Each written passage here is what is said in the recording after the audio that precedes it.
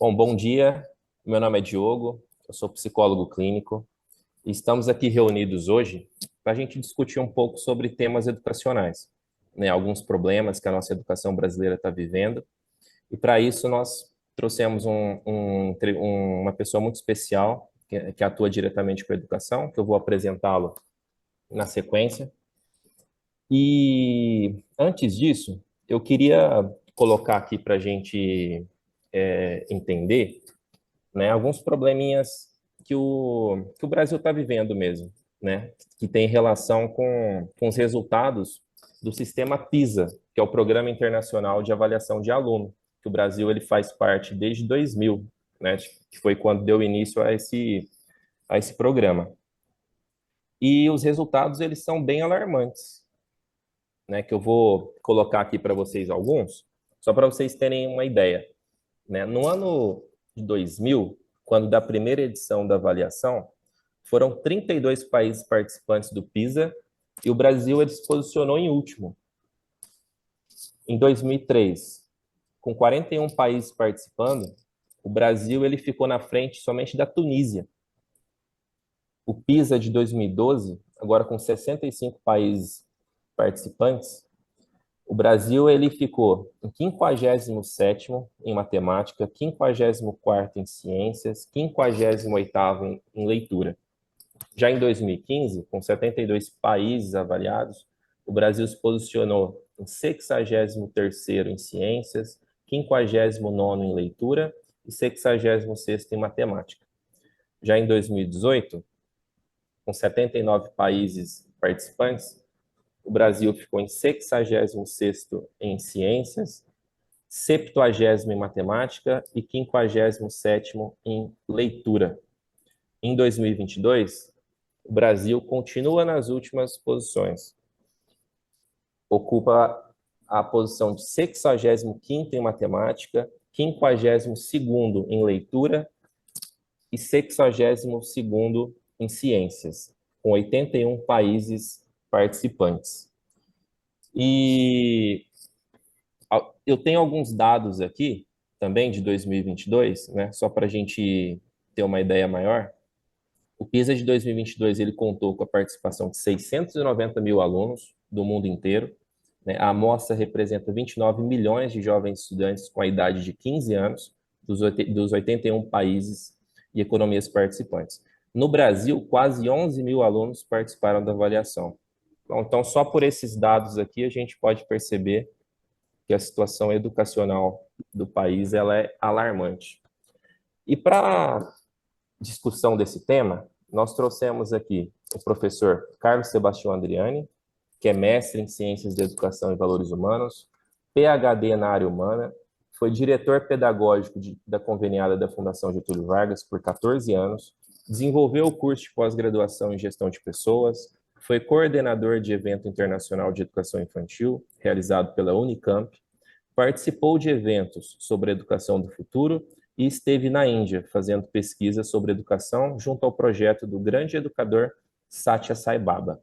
E há 20 anos criou a ADA, uma mega escola de educação infantil que atua em tempo integral em Campinas e que possui entre 500 a 700 alunos de 2 a 5 anos de idade e foi quem criou a pedagogia formadora do caráter, com base nos valores humanos e que está em mais de 30 cidades do nosso país, cuja divulgação é realizada pelo movimento Abraçar e que está buscando a divulgação deste novo projeto pedagógico para todo o país.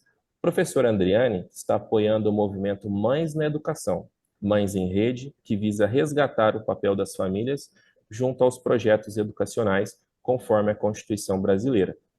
Estamos aqui também com 3 profissionais que atuam diretamente com a educação, que é a Viviane, a Diolete e a Gretchen, que eu vou pedir para que vocês se apresentem um pouco e, em seguida, podemos dar início às questões ao professor. Fiquem à vontade. Olá, bom dia. Eu sou a Gretchen. Eu gostaria de agradecer a oportunidade de estar participando desta roda. Minha trajetória na educação já é há 18 anos, né, dentro da escola Associação Douglas Andriani, que está inserida no Monte Cristo, em Campinas.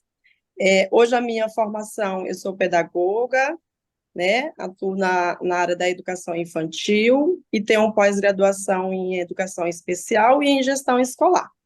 Estou muito feliz de estar participando desse momento para a gente tratar desse assunto que é tão importante para o nosso país. Olá, bom dia. Eu também agradeço aí pelo convite. É sempre bom estarmos juntos, né, para conversar sobre educação, que é aí a principal ferramenta para a gente contribuir aí para o mundo e para a transformação da sociedade. Meu trabalho, até a minha carreira, na verdade, é na educação infantil. Desde que eu comecei na área da educação, é na educação infantil. Eu sou formada em pedagogia, psicopedagogia, especializada em educação inclusiva. Atualmente eu trabalho na ADA, inclusive a minha trajetória tem sido na ADA, e estou como diretora. Obrigada, e vai ser um prazer participar desse momento. Bom dia a todos, eu sou a Viviane. Primeiro quero agradecer ao Diogo Andriani pelo convite, né? Esse tema aí tão relevante e tão importante, referente à educação e aos números que ele mostrou, alarmantes, né? Eu sou formada em administração, com ênfase em logística. Eu atuo como diretora administrativa da ADA desde 2010 e sou apoiadora do projeto Movimento Abraçar, né?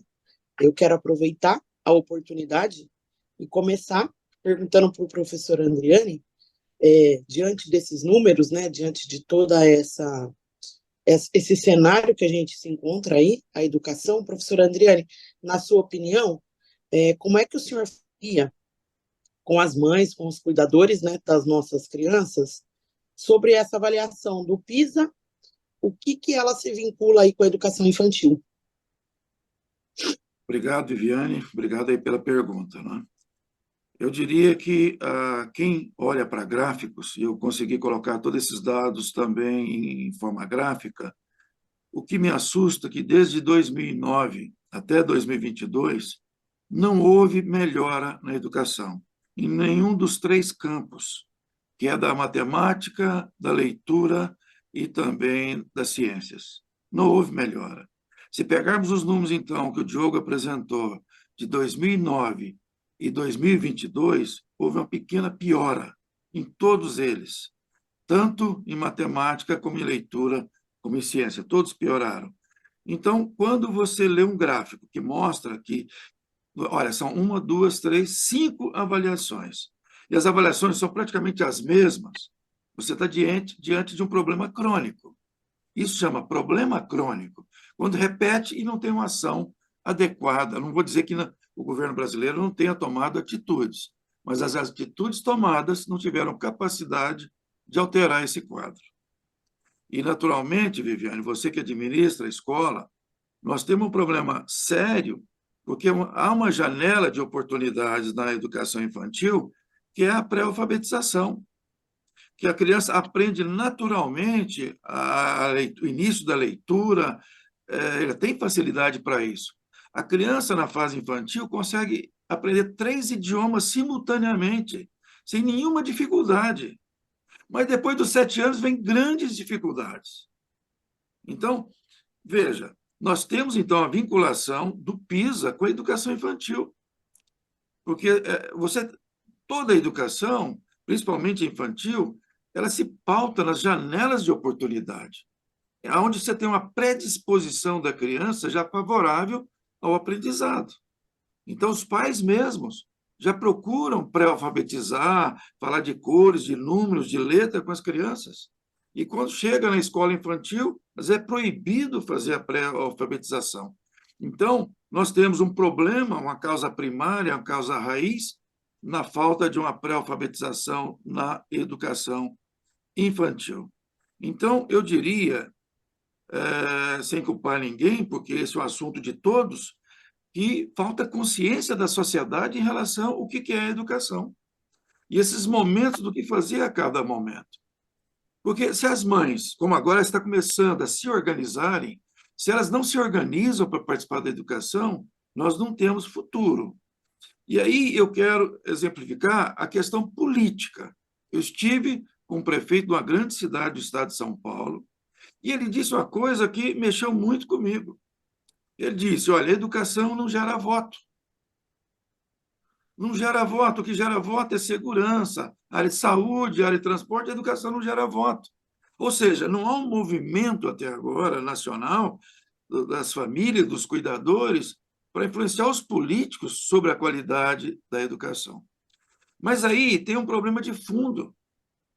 Eu falei que a sociedade, na verdade, não tem consciência do tema. Mas quem dirige a educação em nosso país, a educação é dirigida por políticos. Tem um viés político na educação. O problema, qual que é o problema de raiz? Lógico, você vai encontrar muito político bem intencionado e muitos políticos de valores, né? Que tem caráter e tudo. Mas a marca da política em geral, por que a pessoa vai para a política? Porque deseja poder, deseja um posicionamento de influência na sociedade. E quando esta é a primeira necessidade do ser humano, ele não capta o movimento da consciência humana. Ele nem percebe que o ser humano tem uma essência. Então, ele nem consegue trabalhar a formação de caráter. Por isso que na educação, dirigida por políticos, é inevitável a política da educação ir para o lado mais só da existência, um lado mais materialista da educação. Então, você vê que a própria Constituição brasileira coloca que a educação é uma questão do Estado junto com as famílias e com o apoio da sociedade. Na hora que, se eu deixar só para os políticos, com todo o respeito a eles, mas nós não podemos cobrar do político que ele entenda de valores humanos, de caráter, porque eles são motivados pelo poder, é autoestima. Então, não chegou no nível mais alto de percepção da consciência humana. Como é que você fala de algo que você não entende e não domina? Então, precisa do complemento. Por isso que a legislação brasileira foi muito sábia. A Constituição Federal, quando colocou educação, é um tema do Estado junto com as famílias, mas não só do Estado, porque seria incapaz de pensar no ser humano integral. Então, nos anos de eleição, é muito importante o movimento das famílias, dos cuidadores, para ver os políticos que realmente são engajados na educação, que buscam apoiar a formação do caráter, que façam a pré-alfabetização adequada, para que o jovem de 15 anos, que é o alvo do PISA, você pensa bem, o PISA está dizendo que os nossos jovens são analfabetos funcionais. E o problema não é para a sociedade, primeiro para o próprio indivíduo. Nós estamos estragando o indivíduo. Porque enquanto os animais já nascem prontos, o ser humano se constrói. E ele se constrói primeiro com o auxílio da família e com a educação. Sem essa base, sem esse alicerce, não tem saída. Então, Viviane, muito importante a sua pergunta, essa questão que o problema do PISA, que é a avaliação os jovens de 15 anos, é uma avaliação para estimular a melhoria da educação, mas o Brasil não fez o dever de casa. Nós não temos melhorado, nós estamos empacados. Nós não estamos... Toda vez que você vai atacar um problema, você tem que entender as causas. E a causa primária, a causa raiz. E a causa raiz, eu diria que está na educação infantil e os técnicos da educação. É inevitável que eles estimulem que não faça a educação infantil, não faça a pré-alfabetização. Por quê? Porque eu acho que 1% dos materialistas que nós temos no país, praticamente, não sei por que, se concentram na educação. Então, nós temos que respeitar a visão deles, da existência em primeiro plano, e esquece a essência humana. Esquece o caráter, a formação do caráter, por exemplo, e a pré-alfabetização. Eu respeito esse parecer. Mas a sociedade tem que debater o tema e encontrar o caminho do meio. A existência é importante? É, sim. Nós temos que cuidar da existência, dos fatores críticos da sobrevivência humana. Mas não só de pão vive o homem, e nós temos que formar o caráter em primeiro plano e pré-alfabetizar as crianças na fase infantil. Essa é a minha resposta para você, Viviane.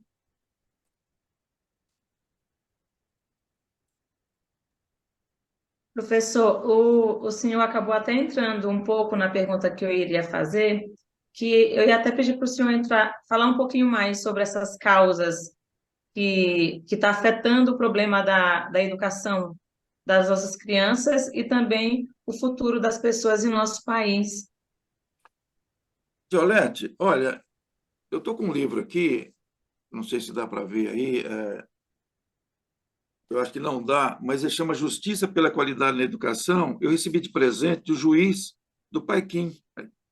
Então, isso em 2013, que foi o ano do lançamento desse livro, ele tem 813 páginas e foi montado pela Associação Brasileira, olha aqui, Associação Brasileira de Magistrados, Promotores, né, e Defensores Públicos, que envolve educadores do mundo e o pessoal do campo da justiça. E veja o que eles falam nesse livro de 819 páginas. Que os políticos, o prefeito, por exemplo, que é responsável pela educação infantil no município, só assegura o direito para aqueles grupos que protestam e colocam em risco a sua posição. Então, veja, em primeiro lugar, é um direito constitucional a educação infantil. Mas se a população não exerce o seu direito de pressionar o político para ele cumprir a lei, ele não cumpre. Veja, então, se a família não tem consciência da lei, então você não cumpre. E o Supremo Tribunal Federal no Brasil, isso está bem registrado nesse livro, coloca que a educação infantil é um bem indisponível. O que significa bem indisponível juridicamente? O prefeito não pode fazer uma praça pública, fazer outro investimento, sem ter feito investimento básico na educação infantil. Ele não pode. É um bem indisponível. Essa é a forma técnica de dizer esse assunto. Então, para que se cumpra a Constituição, tem que haver um movimento popular. Porque o político é preocupado com o voto. Educação não dá voto, mas é lei. Mas a família, os cuidadores, a sociedade não se movimenta. Você tem nesse livro, inclusive, fala da ação popular, está prevista no artigo 5, para você exercitar a sua cidadania. O político faz o papel dele. Ele quer o voto, quer o poder. A maioria, hein? A grande maioria. Tem políticos de exceção à regra, de grandes valores, a gente conhece aí. Por favor, não vão colocar todo mundo no mesmo lugar. Né? Mas o exercício de cidadania nos obriga a caminhar nesse sentido. Então, me impressiona a questão nossa, até que ponto a universidade, por exemplo, ela problematizou o problema do PISA. Veja, a universidade é que desenvolve os projetos, por exemplo, a Faculdade de Pedagogia tem origem nas universidades federais, que tem doutorado e mestrado em educação. Né? E a universidade não problematizou esse assunto de maneira adequada a ponto de não ter resultado. Está provado pelos números. Os números falam mais alto que qualquer argumento técnico. Né? E o currículo das faculdades de pedagogia não tem contribuído para essa formação básica do ser humano, que é o alicerce da vida. Então, a política que dirige a educação empurra o problema para o futuro, sem solução. Né? Então, eu participei do evento Educação do Futuro. O que me chamou a atenção é que todos os líderes da educação brasileira que estão presentes no evento desse diz: olha, está tudo errado na nossa educação, mas não fazem propostas de como corrigir. Quer dizer, não resolve falar de problema. Nós temos que falar de causas e soluções. Você não pode atacar um problema sem entender as causas, a causa raiz. Né? Então, as famílias até agora ficaram distantes da escola, distantes do seu papel na sociedade, a ponto de influenciar os políticos no papel que lhes cabe. Então, é esse o papel de complemento que vai gerar harmonia no nosso país, é cada um cumprindo o seu papel. O político faz o papel dele, a família faz o seu papel para cumprir esse assunto. Então, Diolete, para mim é muito claro essa questão de fundamento. Quando você tem problema, você tem que estudar a causa e apresentar a solução. E o que nós estamos falando aqui é que a educação infantil é um instrumento. Mas nós precisamos ter currículos, ter projetos pedagógicos parrudos para atender a demanda do ser humano, do alicerce. Os valores dirigem a vida do ser humano adulto, e o valor aprendido até os 6, 7 anos vai influenciar até os 100 anos de idade. E a pré-alfabetização vai facilitar a capacidade de leitura, de matemática, de ciências, que vai desenvolver o lado da existência humana. Então, Esse é o nosso, em termos de proposta de caminho básico, é isso que eu tenho a dizer. Professora Andreane, complementando um pouco mais aí a pergunta da Diolete, nesse caso, o que que o senhor teria aí de proposta para a gente estar falando um pouco mais dessa causa? O Gretchen, olha, eu respeito muito o trabalho do professor Tadeu Jorge, que foi reitor da Unicamp. Inclusive, eu recebi o convite, eu não fui o coordenador do evento internacional da educação, eu fui co-coordenador, junto com outros coordenadores, né, da pedagogia da Unicamp. Então, eu assisti um vídeo gravado pelo professor Tadeu Jorge, que ele diz: não se corrige um problema no 20º andar de um prédio. Você corrige um problema no seu alicerce. Então, primeira coisa, eu volto a repetir. E veja uma coisa, cidades, Campinas é conhecido como a cidade do conhecimento. Né? Em 2024, nós temos só 5.700 crianças fora da escola infantil. 5.700. Curitiba, uma das cidades referências do país em termos de cultura, está com 7.500 crianças fora da escola infantil. Isso tudo, o problema não é do político, é da sociedade que não está fazendo o seu papel de acordo com o que é esperado pela própria Constituição, que dá poder para as famílias para fazer esse trabalho. Então, a escola, e eu gostaria que, inclusive, a Diolete, vocês falassem um pouco também para nós aqui sobre o trabalho que vocês fazem, mas a educação infantil como solução, ela é uma parceria das famílias com a escola. É parceria, é juntos. Então, a família conhecendo o projeto pedagógico, sabendo o lado que ela tem que executar, complementando o lado que a escola executa. Então, o primeiro trabalho é a família entender o projeto pedagógico, o perfil do egresso.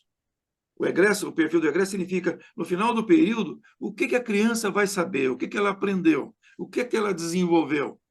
E, a partir daí, as famílias poderem participarem, né, do projeto pedagógico.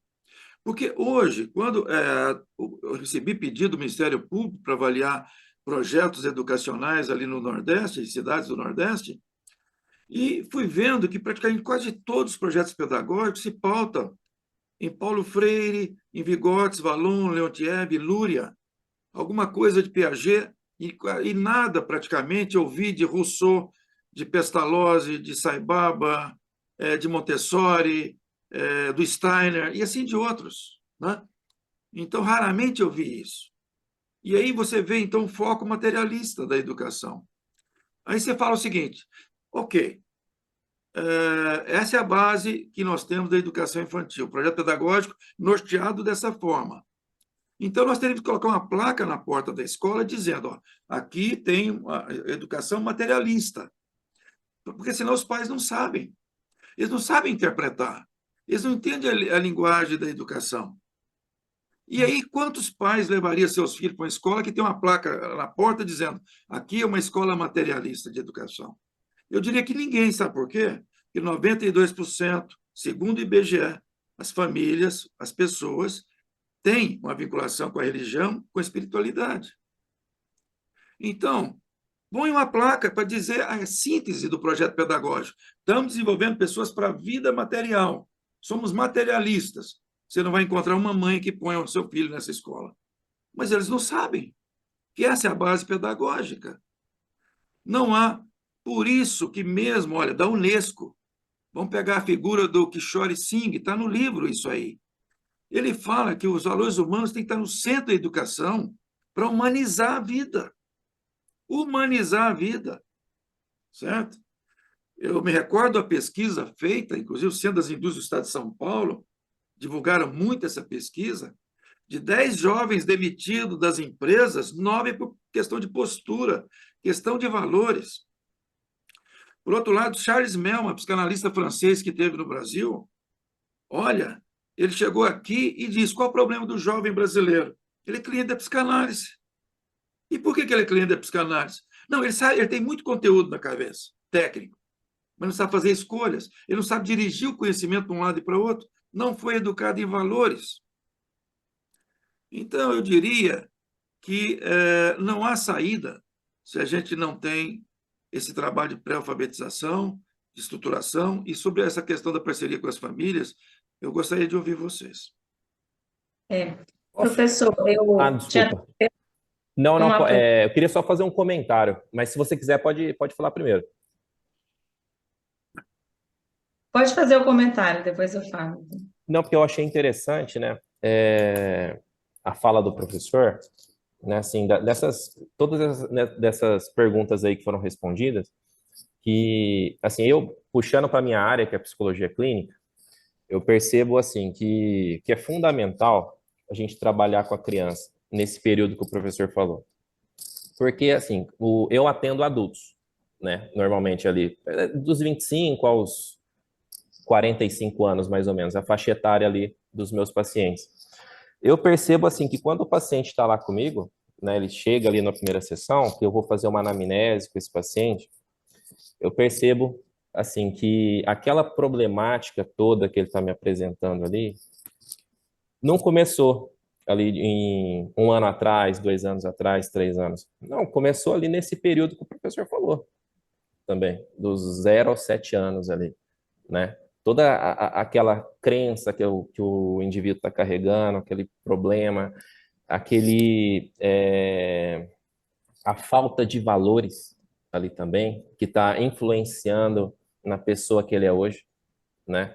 Então, assim, trazendo para a minha área, eu acho isso de suma importância, assim, trabalhar com a criança. Quando o professor fala da janela de oportunidades, né, que dentro da psicologia eu entendo isso como períodos críticos, né, que é quando você tem que aprender determinada tarefa ali, porque senão, se eu não aprender naquela faixa etária, eu vou ter muita dificuldade, como o professor mesmo disse, né? Eu vejo isso na clínica todos os dias que eu atendo meus pacientes, né? Aquilo que o indivíduo tinha que ter aprendido, ele não aprendeu, né? Aí você vai questionar ali como foi a educação dessa pessoa, se os pais participaram da educação ali, você percebe que não, né? E muitos dos problemas que ele está vivenciando agora iniciaram lá na infância, né? E muitos deles poderiam ter sido evitados, né? Então, só para corroborar com tudo que o professor falou, né, e trazer um pouquinho aqui da minha experiência, também eu achei muito interessante a fala dele, e eu comprovo muito isso da fala dele no meu dia a dia, né? Mas pode continuar, Diolete, por gentileza. Obrigada. Eu tinha uma pergunta para fazer, mas primeiro eu vou falar um pouquinho aí sobre a nossa vivência aí na ADA, diariamente. E realmente, quando a gente consegue ter esse estreitamento de laço, um vínculo com a família, e a família tem esse conhecimento e vem para dentro da escola, a gente consegue ver ali uma diferença no desenvolvimento da criança, em suas capacidades e habilidades.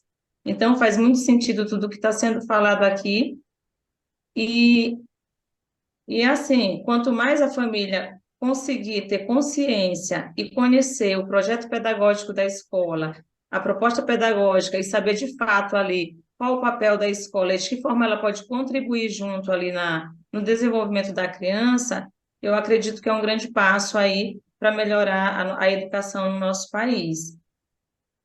Então, eu acho que a sua fala agora foi muito importante aí para esse momento, porque vindo de um especialista de uma outra área, acho que contribui muito aí para a gente que é da educação, até ter um outro olhar também. E agora eu vou fazer mais uma pergunta aí para o professor Adriane, não seria, acho que até um complemento do que ele tem falado até agora, que é o que poderia ser feito aí para a gente melhorar a qualidade da educação no nosso país, vendo que a gente se depara com jovens de 15 anos que ainda não conseguem interpretar um texto.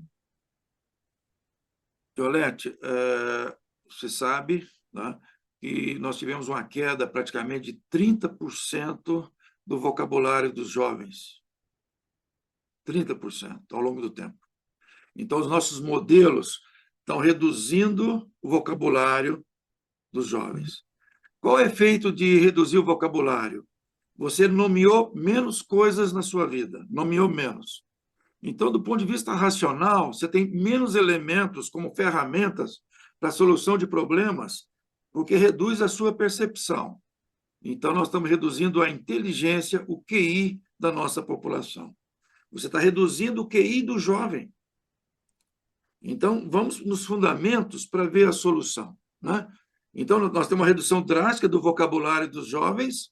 Quanto menos você nomeia a realidade, por exemplo, quanto você menos lê livros, quanto menos você visita os lugares, quanto você menos estuda, você menos trabalha, menos você alimenta o seu processo psíquico, porque para você alimentar a sua mente, gerando memória, gerando sinapses de neurônios, depende de um certo nível de interesse e motivação, porque, caso contrário, não há sinapse, não há memória, não há aprendizado. Então, o aprendizado depende da motivação, do interesse pela vida e pelas coisas. A apatia não gera sinapses de neurônios, não gera aprendizado, não gera memória, não gera alternativa e reduz o nível de inteligência das pessoas. A inteligência vista como habilidade de solução de problemas. Eu quero chegar num lugar, mas não tenho instrumento para chegar lá. Me falta subsídio, elementos, ferramentas para isso, né? Então, eu diria que a gente precisa trabalhar o jovem, principalmente nas vivências que são tão necessárias, porque hoje, quando eu estudo um livro, por exemplo, de 800 páginas, eu já li, por exemplo, um livro do Jung, que deve ter aí quase umas 500 páginas sobre arquétipos. Mas o jovem, você está dando uma aula sobre arquétipo, ele vai lá no Google e vê uma frase. E ele já acha que já entendeu o que é arquétipo. E nomeou aquilo sem ter nenhuma vivência do que... Ele pôs um rótulo sem ter uma vivência do que está debaixo. Então, quando ele precisa do conhecimento, esse conhecimento não existe, porque não faz conexão. Ele não vê a relação de causa e efeito uma coisa com a outra, porque só tem um rótulo, não tem o sentido daquilo. Nomeou sem base, sem vivência. Então, o desenvolvimento nosso na educação, você vê que o trabalho faz parte da educação para a vida. Você vê que toda a educação mundial, em geral, mesmo com seus equívocos, quando deixa de olhar que a educação visa liberar o potencial humano, liberar todo o potencial que ele tem. Mas a tendência da educação, inclusive os políticos, mesmo na Europa, você vai falar de educação, a primeira coisa que eles veem é assim, qual é o PIB, qual é o desenvolvimento da economia. Aí eles vão fazer o plano educacional para desenvolver a economia, viver para a existência, e não para a essência. Todo ser humano quer ser feliz e viver em paz, né? Nós precisamos existir como base, como elemento, o pão é necessário, mas a gente não pode viver só pelo pão. A gente vive buscando uma vida de harmonia e crescimento. Então, o trabalho, se a gente olhar que o mundo ocidental inteiro foca a educação baseado na existência, olha, o trabalho é a maior ferramenta da existência. E nós não deixamos o jovem trabalhar. A Lei Camata tirou a condição do jovem ir para o trabalho. Mas ele pode ficar na rua, ficar nas drogas, que aí a política não preocupa. Mas trabalhar, não. Ora, mas para a existência, valorizar o trabalho. Eu lembro da historinha simples. Um jovem de 20 e tantos anos, lá dentro de casa, sem fazer nada, só mexendo nas redes sociais, e a família preocupada com o desenvolvimento dele.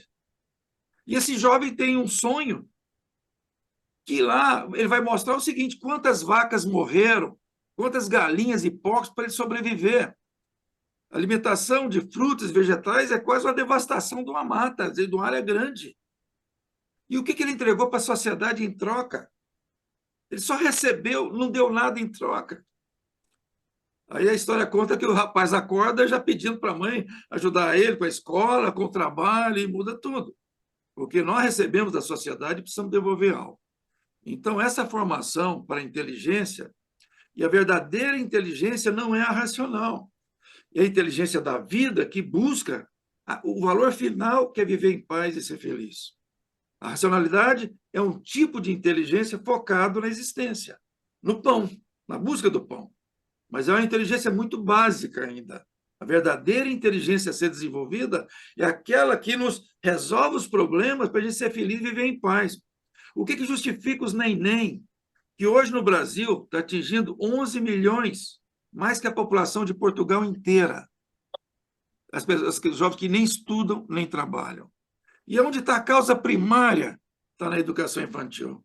está na formação dos valores, e depois os pais trabalharem para que o Jorge seja responsável pela sua própria vida. Porque sem responsabilidade, você não desenvolve inteligência, você não usa o cérebro, não faz conexão de neurônios. Então, cada um tem que ser responsável por si. Você pensa bem um pai que acha que é amoroso porque paga tudo para o filho? Não. Ele ocupa o espaço mental do filho de preocupação, não gera tensão interna de futuro, e aí ele aparte e não desenvolve inteligência.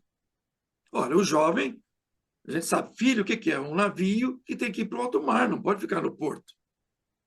Ele tem que ter vida própria, tem que ser autônomo. Não é isso que a gente fala na escola? Nós temos que desenvolver autonomia, dignidade humana, e não dependência.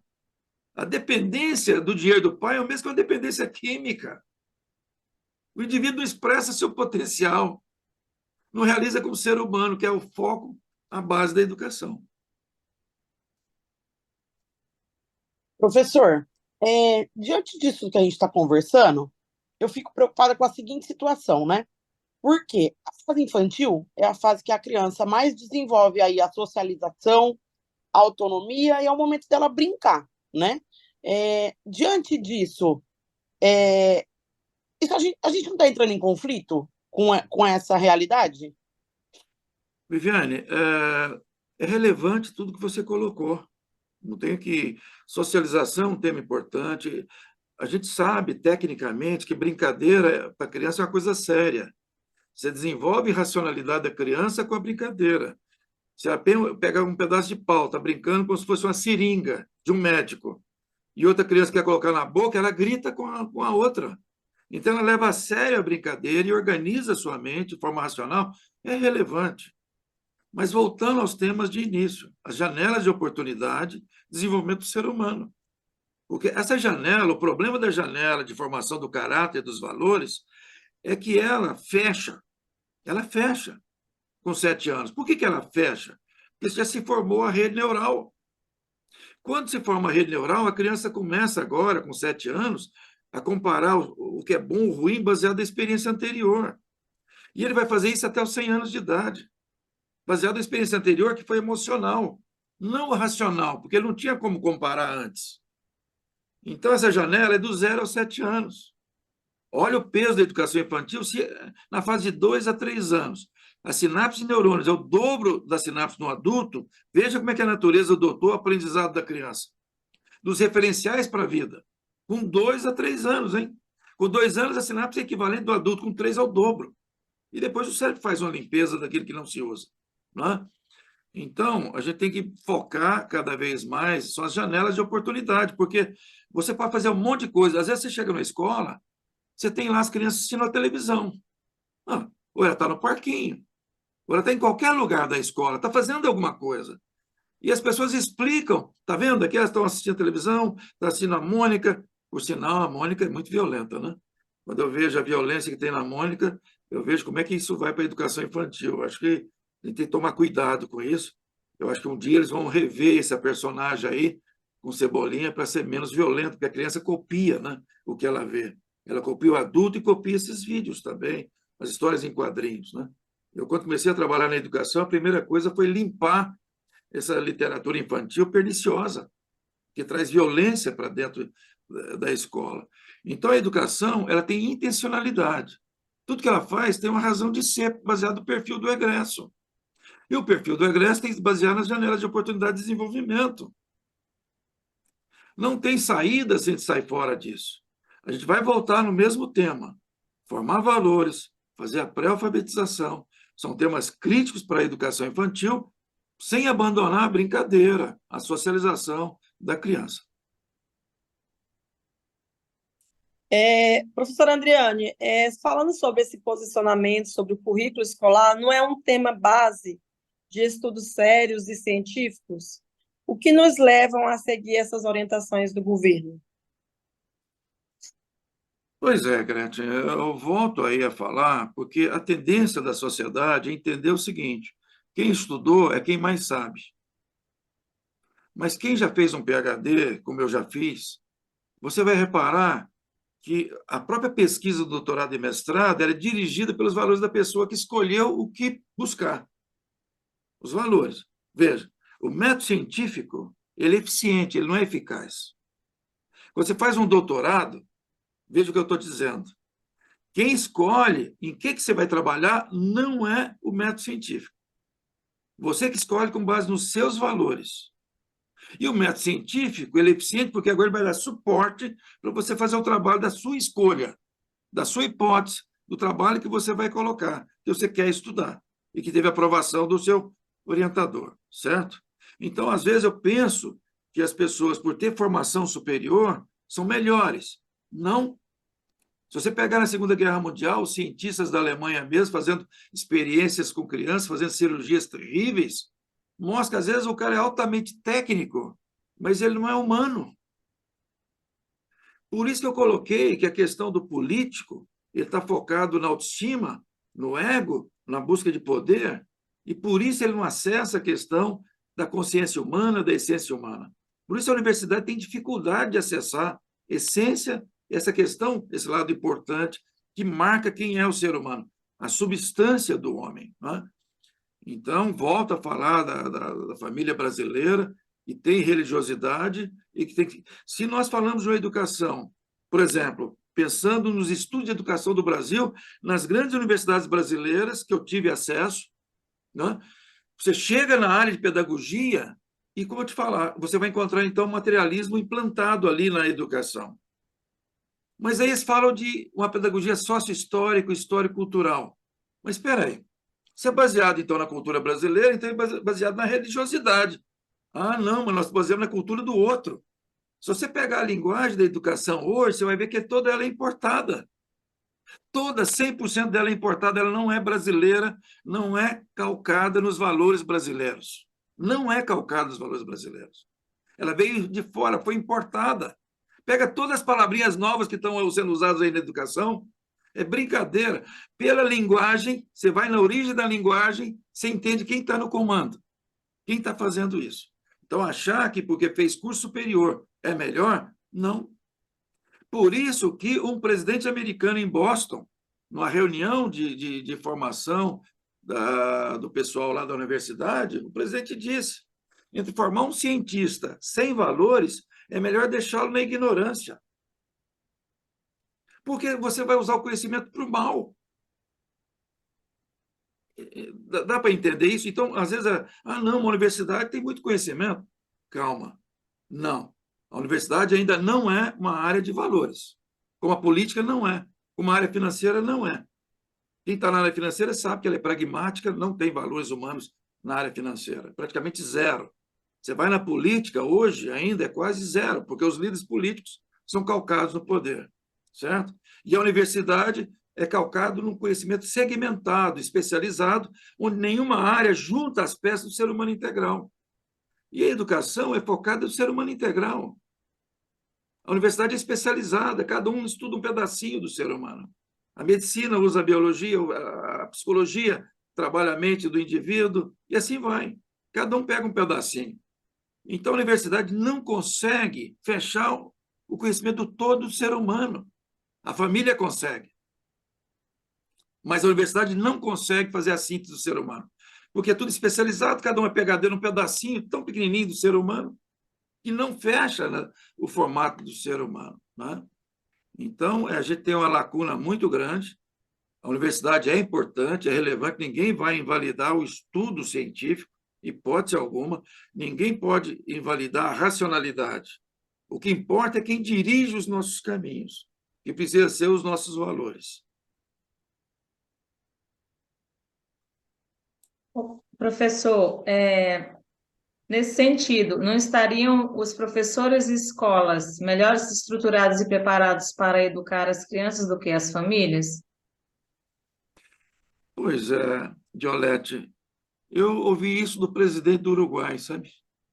Eles acham que, às vezes, a escola está melhor preparada que as famílias e delega valores para a família, o trabalho educacional, que ele chama de educação, que aí é uma educação baseada na episteme, que é no conhecimento externo, que é da existência e não da essência humana. Né?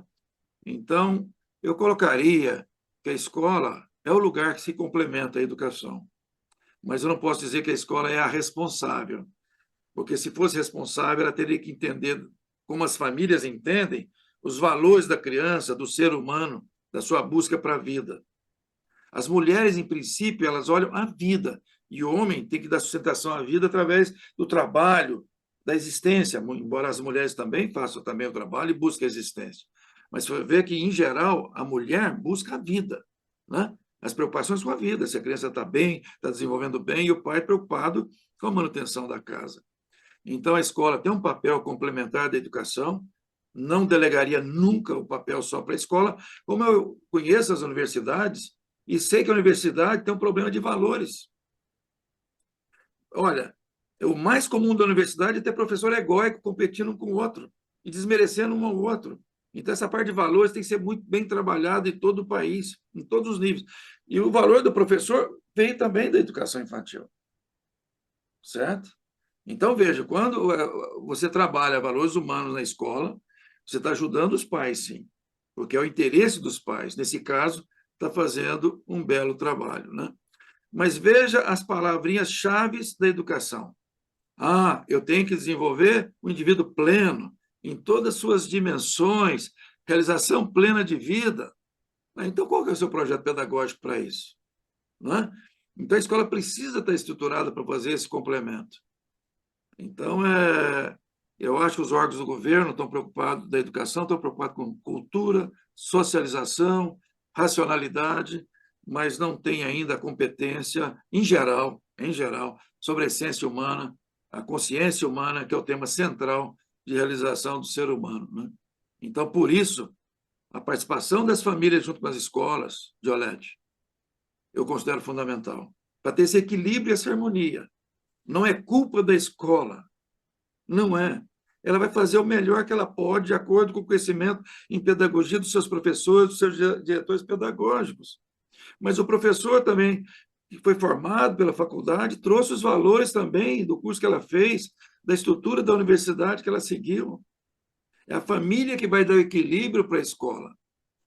Olha, eu gostaria de falar aqui para vocês, até me assusta, para falar desse assunto até me incomoda, mas o MEC chegou a publicar 97 mil livros, um livro que é Enquanto o Sono Não Vem, um livro dedicado a crianças de 7 anos de idade.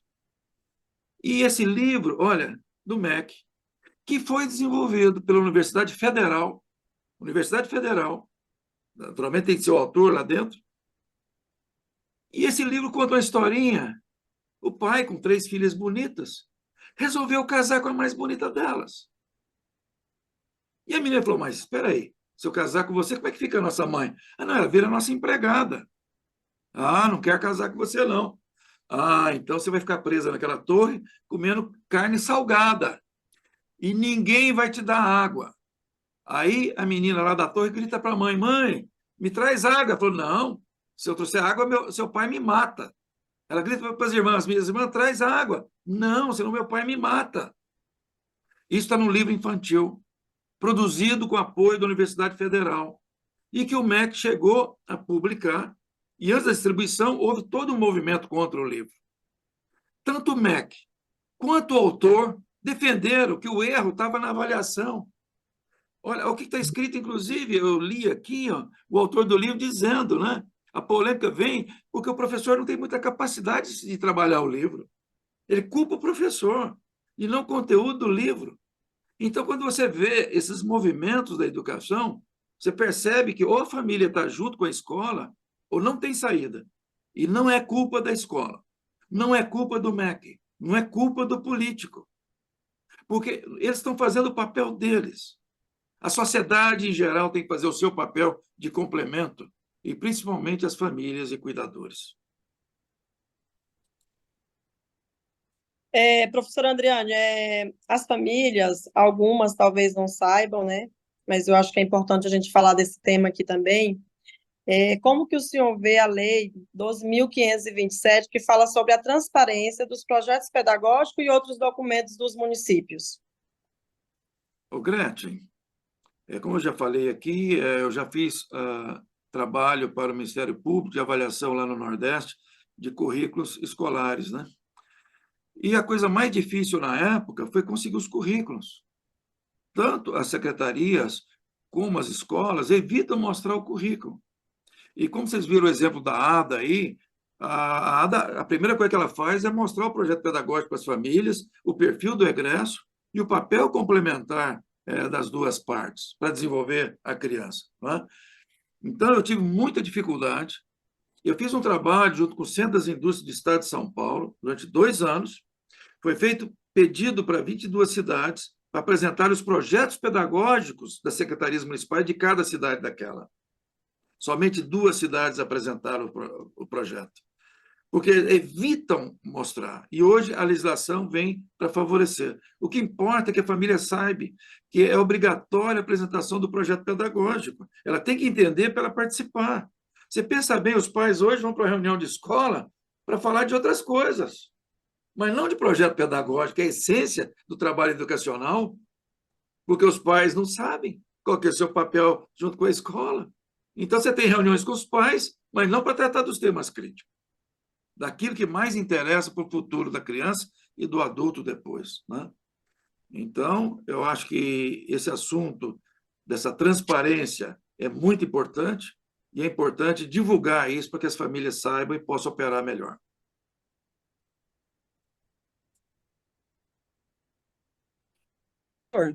A gente escuta bastante que um dos problemas da educação é por conta da falta de verba, né? Na sua opinião, essa falta de verba, ela é determinante na qualidade da educação? Olha, Viviane, eu já conversei com professores de escolas infantis e pergunto para os professores: você vai ser mais amoroso ou menos amoroso dependendo do seu salário? Ela vai falar: não, amorosidade tem nada a ver com salário. Primeiro ponto. Então, para a educação infantil, se algum professor falar que não faz um trabalho amoroso porque ganha pouco, aí está falando de algo de caráter, de personalidade, é uma coisa muito mais forte. Mas vamos mais a fundo. A educação em geral, não só infantil, que é a base, e depois a universidade vai vir, né, todos os outros níveis educacionais, para formar um indivíduo, como eu já falei, o mundo ocidental foca muito a existência e pouco a essência humana, que é formar caráter e valores. Então, quando você forma as pessoas, principalmente na universidade, qual que é o valor da universidade? Você tem capacidade, você compara o salário dele quando ele entrou na universidade e quando ele saiu da universidade. Ele arrumou um emprego baseado no novo conhecimento. Então, o PIB de um país está fortemente vinculado à educação. Então, se os países pegam uma parcela, e o Brasil tem um índice alto em relação ao PIB envolvido para a educação, nós não temos problema de índice de dinheiro aplicado à educação, não temos. E o PIB é dependente da forma da educação para gerar pessoas produtivas, para gerar cada vez um PIB maior e usufruir mais de verba para a educação. Então, a forma de desenvolver o indivíduo é fundamental. Mas o Brasil tem um gasto maior que o Uruguai por pessoa e tem um gasto equivalente ao da Rússia também por pessoa. Mas eu acho que tudo que puder fazer para a educação, para ter mais verbas, isso é positivo, mas nós não devemos colocar isso como limitante. Porque para você falar que o professor não está motivado a ser amoroso porque não ganha dinheiro, eu acho que é um equívoco. Não há como trabalhar dessa forma, né? Eu acho que fica claro aí, eu acho que nessa conversa nossa, vocês que são ligados à educação infantil, e também o Diogo aí como psicólogo. Como é que eu falo assim? Eu não vou ser amoroso porque eu ganho pouco, né? Então, não faz sentido para nós, para a educação, principalmente a educação infantil. Eu acho que para outros níveis, a universidade vai competir com professores, por exemplo, o cara pode ser um executivo de empresa e pode ser também professor ou só professor, depende do ganho, isso a gente tem certeza, mas nós estamos falando no outro nível e não no nível da educação infantil. Então, considerando que a verba não seria um problema para o Brasil com relação à educação, né? Por que, então, que o QI do brasileiro é mais baixo do que o dos outros países? Viviane, para mim, o cérebro só funciona se a pessoa for responsável por si mesma. O cérebro só funciona se o indivíduo for responsável por si mesmo. Porque, senão, ele não tem energia, não tem motivação para a busca. A automotivação depende do indivíduo querer algo na vida, quer ser melhor, quer ser um bom profissional, um bom marido, uma boa esposa. Ele tem que desejar algo para o seu futuro. Mas ele só vai querer algo para o seu futuro se você sentir que ele é responsável por si mesmo. Mas se ele achar que ele não é responsável por si mesmo, não desenvolve inteligência. O cérebro não funciona. Não tem sinapse, não tem memória, não tem aprendizado, como falei antes. Então, o professor Piazzi, saudoso Piazzi, que é um dos maiores professores do país, que dava aula em cursinho, o tempo todo ele falava sobre inteligência. Mas eu estou dando um passo a mais. Com meus estudos de física quântica, neurociência, essa parte neural, essa parte do Diogo aí, de sinapse de neurônio, ficou muito claro para mim o seguinte: você tem um neurônio, você tem um estímulo. O neurônio, no centro do neurônio tem um nível de energia. Se o estímulo for menor que a energia do centro do neurônio, não gera sinapse. Não gera sinapse, não gera memória, não gera o que a gente chama de aprendizado. E não gera alternativas racionais para a solução de problemas. Então, a questão do QI baixo, responsabilidade pessoal pela própria vida. E aí nós teríamos um trabalho junto aos políticos para mudar a lei que responsabiliza mais o jovem pela sua própria vida. Professora Andriane, a gente falou de projeto pedagógico, do envolvimento das famílias, né, na participação da escola, que é muito importante, né, tema bem relevante hoje na educação. E a gente falou também um pouquinho do projeto Abraçar.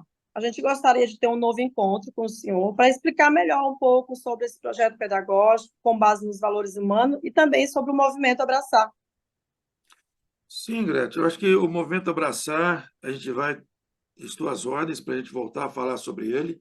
É um movimento que, só para fazer uma grande síntese aqui, busca engajar prefeitos, né, pelo país para uma educação complementar, que, na verdade, é colocar um complemento no projeto pedagógico e trabalhar os professores para que sejam bons exemplos para as crianças, já que a criança copia o adulto. Então, esse movimento Abraçar já conseguiu atingir 30 cidades em nosso país. Mas vai ser um prazer falar com mais detalhes sobre o movimento e sobre o projeto pedagógico de formação do caráter com base em valores humanos. Eu só tenho que agradecer aí, viu, Diogo, aí pela É entrevista. porque Né? eu cliquei aqui, mas aí não estava indo. Eu quero agradecer a presença da Gretchen, da Diolete e da Viviane, né? E agradecer pela disponibilidade do professor também, de estar aqui, né, logo pela manhã e respondendo tantas questões, né, tantas questões aí importantes da nossa educação. Que educação, talvez, assim, seja uma das áreas mais importantes, se não for a mais importante, né? Pensando, inclusive, até pensando na minha área, tem questão de saúde mental mesmo, né? Que a criança, ela, quando ela é educada em valores, você pode ter certeza que isso aí vai resultar. Eu não vou dizer que ela vai ter uma ótima saúde mental, mas ela vai ter uma prevenção muito forte, né? Tem muitos estudos aí mostrando que, inclusive, a ansiedade e alguns outros transtornos ali, eles decorreram lá da infância, se iniciou lá na infância mesmo, entendeu? Muitos desses transtornos que poderiam ter sido evitados muito por uma boa educação, né? Que o professor bem disse aqui, né? Na nossa reunião de hoje. Então, eu estou muito agradecido, eu agradeço muito pela presença de todos vocês e espero que a gente possa retornar, né, para falar do projeto pedagógico, falar do movimento Abraçar, né, porque acho que é uma ação importante assim para o povo brasileiro mesmo, né, para o povo ficar ciente que existe esse projeto, que existe pessoas que estão lutando pela educação, tem pessoas muito sérias que estão lutando pela educação, só que eu acho que muita gente não sabe disso, né? Por isso que precisa ser divulgado para mais pessoas participarem e a gente poder ter uma educação melhor, de mais qualidade, né? Eu acho que a nossa luta é para isso. Né? Agradeço então a presença de todos.